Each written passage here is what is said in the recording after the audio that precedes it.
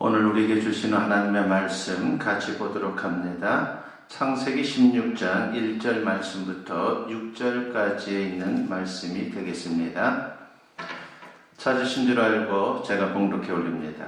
아브라함의 아내 사레는 출산하지 못하였고 그에게 한 여종이 있으니 애굽 사람이요 이름은 하갈이라. 사레가 아브라함에게 이르되 여호와께서 내 출산을 허락하지 아니하셨으니 원하건대 내 여종에게 들어가라. 내가 혹 그로 말미암아 자녀를 얻을까 하노라 하매 아브라함이 사레의 말을 들으니라. 아브라함이 아내 사레가 그 여종 애굽 사람 하갈을 데려다가 그 남편 아브라함에게 첩으로 준 때는 아브라함이 가나안 땅에 거주한 지 10년 후였더라.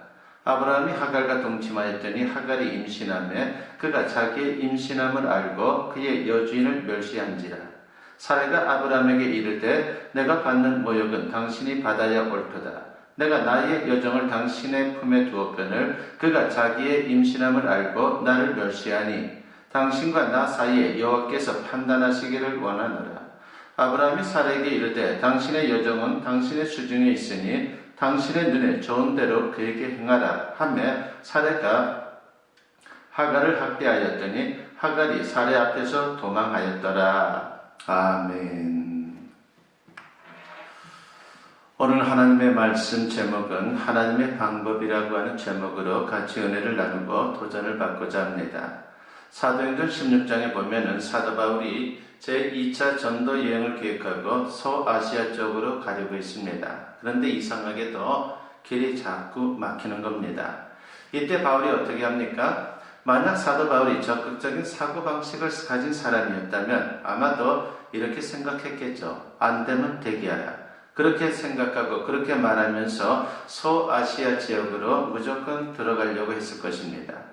그런데 바울은 믿음의 사람으로서 소아시아로 가기 위해 어떤 인간적인 방법을 찾는 대신에 하나님께 계속 기도하고 물었습니다. 그러다가 어느 날 기도 중에 마게도냐 사람이 와서 도우라고 하는 그런 환상을 보게 됩니다. 그는 이것이 하나님의 뜻인 줄 알고 마게도냐로 방향을 틀었습니다. 그는 인간적인 방법이 아니라 끝까지 하나님께 물었고 하나님의 뜻을 확인하고 난 다음 움직였다라고 하는 것입니다. 이것이 바로 믿음의 행동입니다. 오늘 본문도 이런 문제를 우리에게 제기하고 있습니다.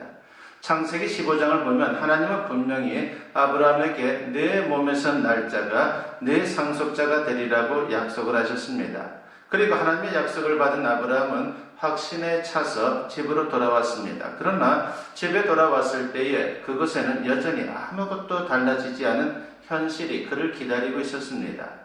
여전히 아내 사레는 출산하지 못하는 여인입니다. 마치 우리가 기도원에 가서 은혜를 받고 왔는데 여전히 바뀌지 않은 현실과 똑같은 상황이 펼쳐진 것이죠. 그래서 본문 1절은 전혀 달라지지 않은 현실을 이렇게 말합니다. 아브라함의 아내 사레는 출산하지 못하였고 그에게 한 여종이 있으니 애굽 사람이요 이름은 하갈이라 했습니다. 여기 나오는 사레는 출산하지 못하였고 라고 하는 말에서 아브라함과 사레의 현실적인 고민을 알 수가 있습니다. 하나님은 내 몸에서 날 자가 내 상속자라고 말씀했지만 그들의 육체는 늙었고 더구나 아내 사레는 아이를 출산할 수 없는 그러한 상황이었습니다. 약속은 받았지만 현실은 조금 더 달라지지 않았습니다. 그런데 문제는 그래도 아브라함은 하나님의 음성을 듣고 언약식까지 했지만 그의 아내 사레는 그렇지 않습니다. 그러다 보니 남편 아브라함이 하나님께서 우리에게 아들을 약속했다라고 하나님의 말씀을 전했지만 사레는 여전히 믿지를 못했습니다. 그래도 한 가닥 희망을 가지고 노력해 보았지만 아무리 기다려도 아이는 생기지를 않았습니다. 그러면서 사레는 깊은 신앙의 해이에 빠집니다. 고민과 갈등이 깊어지면 믿음이 없는 사람은 인간적인 대책을 세우게 됩니다. 사레는 고민과 갈등 끝에 그럴듯한 인간적인 방법을 생각해냈습니다. 어쩌면 사레는 이렇게 생각했을지 모릅니다. 그래, 내가 이 나이에 내 몸으로 아이를 갖는다는 것은 불가능해. 오히려 내 몸종 하갈을 통해 자식을 낳는 것이 더 현실적이고 더 현명한 일이지 라고 그렇게 생각했을 것입니다. 그러면서 사레는 자기 생각을 아브라함에게 말합니다. 본문 2절 말씀에 보니까 사레가 아브라함에게 이르되 여호와께서 내 출산을 허락하지 아니하셨으니 원하건대 내 여종에게 들어가라. 내가 혹 그로 말미암아 자녀를 얻을까 하노라 하며 아브라함이 사레의 말을 들으니라고 했습니다. 지금 사레는 자신이 출산하지 못하는 것이 하나님께서 허락하지 않았기 때문이다라고 단정을 짓고 있습니다. 그래서 여호와께서 내 출산을 허락하지 아니하셨으니라고 그렇게 말하고 있는 것이죠. 내가 아무리 노력해도 불가능하다는 겁니다. 그러나 그것은 사레의 생각일 뿐입니다. 사레는 틀렸다고 마침표를 찍었지만 하나님은 마침표를 찍지 않았습니다. 오히려 하나님은 침표를 찍고 내 몸에서 난 자가 내 상속자가 될 것이고 사레가 아기를 가질 것이다 라고 약속을 하십니다. 그렇습니다. 사람은 어려운 일이 닥치면 금방 마침표를 찍습니다. 그리고 틀렸다라고 말합니다. 그러나 하나님은 그렇지 않습니다. 하나님은 우리가 어려운 상황을 만났을 때 마침표 대신 쉼표를 찍습니다. 그렇기 때문에 어렵고 힘든 상황이 닥친다 할지라도 이젠 틀렸다라고 단정 지어서는 안 됩니다. 하나님이 이럴 수 있냐? 하나님이 내 기도를 듣지 않았어라고 말하지 마십시오. 하나님의 역사는 쉼표이지 마침표가 아닙니다. 사레의 실수가 여기에 있었습니다. 그녀는 하나님을 보지 못했습니다. 단지 자신의 나이만 보고 자기가 처한 상황만 보았습니다. 그래서 마침표를 찍었습니다. 믿음이란 어떤 경우에도 하나님을 긍정하는 겁니다. 하나님의 쉼표를 보는 것, 그것이 바로 믿음인 것입니다.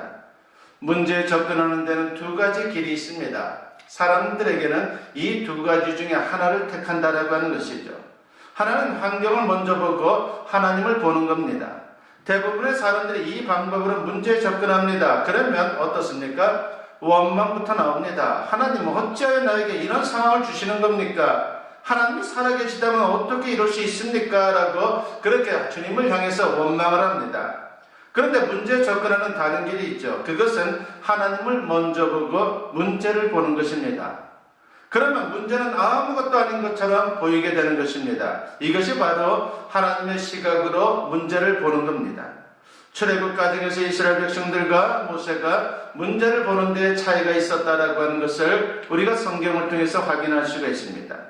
홍해 앞에 선 이스라엘 백성들은 홍해라는 문제를 먼저 보고 나중에 하나님을 보았습니다. 그러자 그들이 원망을 하기 시작합니다. 그러나 모세는 하나님을 먼저 보고 홍해를 보았습니다. 그래서 모세는 하나님의 능력을 확신했습니다. 모세가 뭐라고 외칩니까? 너희는 두려워 말고 가만히 서서 여호와께서 오늘날 너희를 위해 행하시는 구원을 보라 하고 있습니다. 그렇습니다. 우리는 하나님을 먼저 보아야 합니다. 사도 바울이 복음을 전하다가 빌립보 감옥에 갇혔습니다. 그때 바울은 하나님을 먼저 보았습니다. 그러자 빌립보 감옥은 아무것도 아닌 것처럼 보였습니다. 그래서 그곳에서 그는 기도하고 주님을 향해서 찬송할 수 있었습니다. 그랬더니 지진이 일어나고 감옥문이 열리고 창고가 풀어졌습니다. 그렇습니다. 믿음의 사람은 한결같이 하나님을 먼저 보고 문제를 봅니다. 그래야 승리할 수 있습니다. 그러므로 여러분의 문제가 무엇이든 갈등이 무엇이든 닥친 위기가 무엇이든 지금도 살아계시고 여러분을 사랑하시는 하나님을 먼저 볼 수 있기를 바랍니다. 그런데 사례는 하나님을 먼저 보지 못했습니다. 하나님의 역사, 하나님의 쉼표를 믿지 않았습니다. 이것이 바로 불신앙인 것입니다. 그래서 사례는 절망한 것입니다. 그리고 자기 방법으로 이 문제를 해결하려고 했습니다. 그렇다면 사례가 내세운 인간적인 방법은 무엇입니까? 그것은 바로 자기 몸종 하갈을 아브라함에게 첩으로 주어서 자기 대신 하갈이 낳은 아들을 상속자로 세우는 것입니다. 물론 하갈을 통해 아들을 낳는 것은 당시의 관습으로는 별 문제가 되지 않았습니다. 그러나 하나님의 약속과는 다릅니다. 사례는 인간적인 방법으로 하나님의 뜻을 이루려고 했습니다. 사례의 마음이 불신앙에 사로잡히자 믿음의 판단력을 잃었습니다. 그런데 이해할 수 없는 사람이 아브라함입니다. 우리 생각으로는 믿음의 사람 아브라함은 사례의 이런 불신앙적 제의를 당연히 거절했어야 했습니다. 그리고 이렇게 말했어야 합니다. 여보, 당신이 오죽하면 그런 말을 하겠어. 내가 이해할 수 있어. 그러나 포기하지 말고 하나님의 약속을 믿고 기다립시다 라고 그렇게 말하는 것이 당연합니다. 그런데 아브라함은 그렇게 하지 않고 아내 사례의 인간적인 방법을 그대로 따랐다라고 하는 것입니다. 여기서 비극이 시작된 것입니다. 특히 3절을 보면 아브라함의 아내 사례가 그 여종 애굽 사람 하갈을 데려다가 그 남편 아브라함에게 첩으로 준 때는 아브라함이 가나안 땅에 거주한 지 10년 후였다라고 했습니다. 여기 보면 아브라함이 가나안에 거주한 지 10년이 지났을 때에 이 일이 일어났다라고 하는 것을 말하고 있습니다. 성경이 이렇게 시간을 밝히는 이유가 있습니다. 믿음을 시작한 지 10년이라고 하는 시간이 지났는데 아브라함은 여전히 계속 넘어지고 실수하고 있다라고 하는 것입니다. 시간이 지나고 믿음의 연수가 늘어나면 믿음도 성숙해야 하는데 아브라함은 그렇지 못했습니다. 이런 아브라함의 모습은 믿음의 연수는 쌓여가지만 믿음은 자라지 못한 우리의 모습과 너무나도 비슷하지 않습니까? 왜 많은 성도들이 실패합니까? 하나님 말씀보다 상황이 우선이고 사람들 말이 자꾸 기준이 되기 때문입니다. 하나님의 말씀을 알고는 있지만 가까이 있는 사람들, 아내나 남편 말에 자신도 모르게 따르게 됩니다. 그러나 우리는 하나님의 말씀을 들어야 합니다. 사람의 말이나 생각보다 하나님의 계획, 하나님의 뜻을 우리가 확인해야 합니다. 우리가 하나님의 음성을 듣고 하나님을 체험하면 모든 문제를 이길 수 있지만 사람의 말을 따르면 결국은 실패할 수밖에 없는 것입니다. 이스라엘의 영적 지도자 모세를 보십시오. 그는 하나님의 음성을 듣기 위해 시내산 위로 올라갑니다. 40일 동안 하나님과 교제하고 하나님의 음성을 들은 모세는 하나님이 주신 말씀을 가지고 산 아래로 내려왔습니다. 그리고 하나님이 주신 말씀으로 이스라엘 백성들의 삶을 바꾸고 역사를 바꾸었습니다. 그런데 산 아래에 있던 또 한 사람의 영적 지도자 그 아론, 참으로 우리가 잘 알고 있는 그 아론은 하나님의 말씀보다 사람들의 말을 들었습니다. 모세가 산 위에 올라간 뒤에 산 아래에 있던 사람들이 모세는 어디 갔냐? 우리는 보이지 않는 하나님을 더 이상 기대할 수 없다. 아론이여, 우리에게 하나님을 눈에 보이게 만들어 달라고 그렇게 요청을 했습니다. 이때 아론이 어떻게 합니까? 하나님의 사람으로서 당연히 거절해야 했습니다. 그러나 그런 어리석은 사람들의 말을 들었습니다. 하나님의 말씀이 아니라 사람들 말을 따라 행동한 것입니다. 그리고 우상을 만들었습니다. 그 결과 어떻게 되었습니까? 하나님의 진노가 임했습니다. 하나님의 말씀을 듣는 것과 사람의 말을 듣는 것은 모세와 아론처럼 차이가 날 수밖에 없는 것입니다. 우리가 계속해서 성경을 보면 아브라함이 하갈과 동침했고 하갈이 잉태했다라고 말합니다. 그런데 그 후에 어떤 일이 일어납니까? 본문 4절 말씀에 보니까 아브라함이 하갈과 동침하였더니 하갈이 임신하며 그가 자기의 임신함을 알고 그의 여주인을 멸시한지라고 했습니다. 여기 보면 자기가 임신한 것을 알게 된 하갈은 그때부터 여주인 사례를 멸시했습니다. 몸적인 하갈이 자신을 멸시하자 아마도 사례는 당황한 것 같습니다. 이것은 원래 사례의 의도가 아니었습니다. 사례가 생각한 그런 일이 아니었죠. 사례는 하갈을 단순히 임신해 두고 즉 시바지로만 쓰려고 했습니다. 그러나 모든 것이 사례 뜻대로 이루어지지 않았습니다. 오히려 자신이 멸시를 당합니다. 인간적인 방법은 처음에는 그럴듯해 보이지만 시간이 지날수록 딜레마에 빠지게 합니다. 그러나 하나님의 방법은 반대로 처음에는 어렵다가도 시간이 갈수록 축복이 된다라고 하는 것입니다. 자신의 몸종이 주인 행사를 하려고 할 때에 사례의 감정이 어땠겠습니까? 화가 난 사례가 아브라함에게 분풀이를 합니다. 오늘 보면 5절 말씀에 보니까 사례가 아브라함에게 이르되 내가 받는 모욕은 당신이 받아야 옳도다. 내가 나의 여종을 당신의 품에 두었거늘 그가 자기의 임신함을 알고 나를 멸시하니 당신과 나 사이에 여호와께서 판단하시기를 원하노라 하겠습니다. 이 실수는 누가 저지른 겁니까? 사례입니다. 그런데 화는 누가 냅니까? 사례가 내고 있습니다. 실수한 사람이 더 화를 냅니다. 죄 지은 사람이 더 큰 소리를 칩니다. 실수는 사례 자신이 하고는 그 책임을 아브라함에게 뒤집어 씌우고 있습니다. 그렇습니다. 죄는 변명하고 책임을 전가시키는 그러한 특성이 있습니다. 이런 모습은 맨 처음 사람 아담도 그랬습니다. 아담이 하나님의 말씀에 불순종하여 선악을 알게 하는 나무의 실과를 따먹었을 때에 하나님이 아담에게 찾아와서 누가 너에게 선악과를 먹으라고 했느냐라고 추궁하자 그때 아담이 뭐라고 말합니까? 하나님이 주셔서 나와 함께 하신 여자 그가 그 나무 실과를 내게 주므로 내가 먹었나이다 라고 그렇게 말했습니다. 선악과를 먹은 것은 사실이지만 그 책임은 하와에게 있고 더 근본적으로는 하나님께 있다라고 하는 것입니다. 이것이 바로 죄의 특성입니다. 아무리 목적이 하나님의 뜻을 이루는 것이라도 인간적인 방법을 쓰게 되면요 실패한다는 사실을 우리에게 분명히 보여주고 있습니다. 우리는 하나님의 방법, 성경적인 원리로 하나님의 뜻을 이루어야 합니다. 목적이 수단을 정당화할 수는 없습니다. 어떤 수단을 써더라도 목적만 이루면 된다는 것은 절대로 기독교 신앙이 아닙니다. 아브라함은 아들을 얻는 것이 목적입니다. 그 목적으로 하갈을 첩으로 맞아서 아들을 낳았습니다. 드디어 아들을 낳았으니 하나님의 뜻이 이루어졌다라고 말할 수 있습니까? 아닙니다. 인간적인 방법으로 시작한 것은 더 큰 문제를 가져오는 것입니다. 이루어진 것처럼 보여도 그것은 이루어진 것이 아니라 문제를 만들어서 문제를 시작하게 한다라고 하는 것을 우리가 잊어서는 안 됩니다. 어렵고 힘들 때 감정적인 대처나 손쉬운 인간적인 방법을 택하지 마십시오. 그때 담대하게 하나님의 약속을 붙잡고 하나님의 방법을 붙잡아야 합니다. 어떤 일이 있어도 하나님의 방법을 붙잡고 나아가야 합니다. 찰스 콜슨이라고 하는 분이 있습니다. 그는 미국의 아이비리그 명문 브라운대를 졸업하고 조지 워싱턴 대학에서 법학 박사 학위를 받은 엘리트입니다.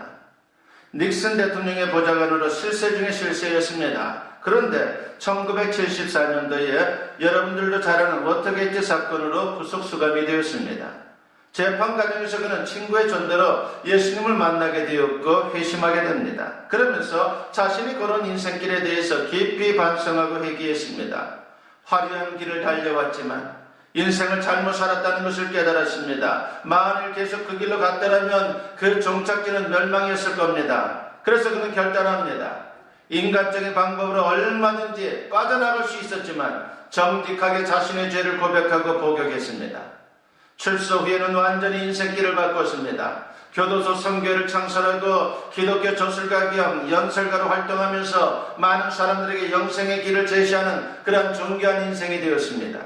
그러다가 1993년도에는 종교의 노벨상이라고 하는 템플턴상을 수상하게 됩니다.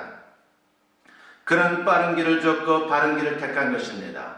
하나님의 방법을 택한 것입니다. 그렇습니다. 믿음이란 더디더라도 내 생각대로 되지 않아도 끝까지 하나님을 신뢰하고 하나님의 방법을 붙잡는 것입니다. 아브라함과 사레가 인간적인 방법을 따른 결과는 너무나도 엄청났습니다. 사레가 하갈에게 멸시를 당합니다. 자기가 만든 대책에 자신이 당한 것이죠. 또 이 일로 아브라함과 사레 사이에 가정불화가 생겼습니다. 이렇게 해서 태어난 이스마엘은 아람 민족의 조상이 되었고 그 후에 세계 역사에서 얼마나 큰 문제가 되고 있는지 우리는 너무나도 잘 알고 있습니다. 수천 년이 지난 지금도 두 민족 이스마엘의 후손과 이삭의 후손 사이에 갈등과 전쟁은 계속되고 있습니다. 그렇습니다. 인간적인 대책은 세울수록 손해입니다. 그러므로 우리는 어떤 일이 있어도 하나님의 방법을 따라야 합니다. 약속의 말씀을 붙잡아야 합니다. 어렵고 힘들 때 인간적인 방법을 택하지 마십시오. 믿음은 하나님의 방법을 붙잡는 것입니다. 좀 어리석게 보여도 믿음으로 끝까지 하나님의 방법을 붙잡고 결국은 승리의 자리에 설 수 있는, 기쁨과 감격의 자리에 설 수 있는 저와 여러분 모두 될 수 있기를 주님의 이름으로 간절히 축원합니다. 기도드립니다.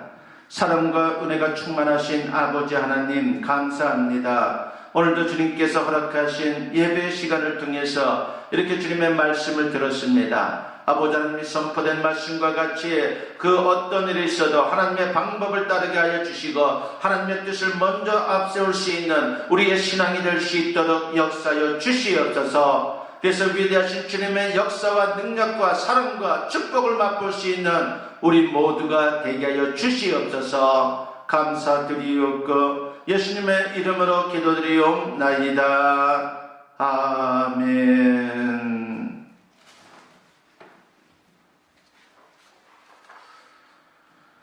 간구 말씀드립니다.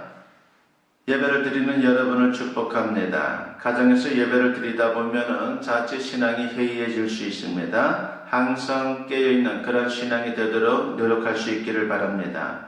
당분간 주일 애창과 주일 오후 예배는 없습니다. 무엇보다도 여러분들께 부탁드리고 싶은 것은 코로나19가 종식될 수 있도록 기도 부탁드립니다. 그리고 강한 믿음으로 지금의 상황을 넉넉히 이길 수 있는 하나님의 사람 되게 하여 주시옵소서라고 여러분 언제나 기도 드릴 수 있기를 바라겠습니다. 이 시간 헌금 기도 드리겠습니다. 다양한 기도, 11조 예물 드린 손길들, 그리고 감사 예물 드린 손길들, 부활 감사 예물 드린 손길들, 건축 예물 드린 손길들, 선교 예물 드린 손길들 있습니다.